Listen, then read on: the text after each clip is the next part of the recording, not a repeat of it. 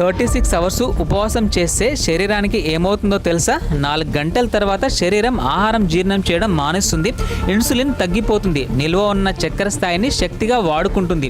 8 గంటల తర్వాత రక్తంలో చక్కెర తక్కువడం మొదలవుతుంది, శరీరం నిల్వ చేసుకున్న గ్లైకోజ్ని శక్తిగా వాడుకుంటుంది. 12 గంటల తర్వాత కొవ్వు బర్నింగ్ అవుతుంది, ఇన్సులిన్ ఇంకా తగ్గిపోతుంది, శరీరం కీటోసిస్లోకి వెళ్ళిపోతుంది.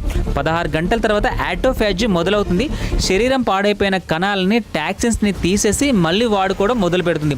24 గంటల తర్వాత పెద్ద స్థాయిలో సెల్ రిపేర్ జరుగుతుంది, శరీరం పూర్తిగా ఫ్యాట్ బర్నింగ్ మోడ్లోకి వెళ్ళిపోతుంది, వాపు తగ్గిపోతుంది, ఇన్సులిన్ సెన్సిటివ్ బాగుపడుతుంది.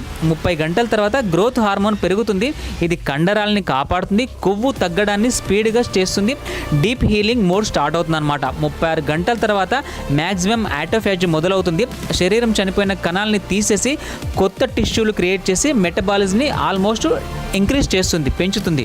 మరి మీరైతే ఎన్ని గంటలు ఆహారం తీసుకోకుండా ఉపవాసం చేస్తారో కింద కామెంట్లో చెప్పండి.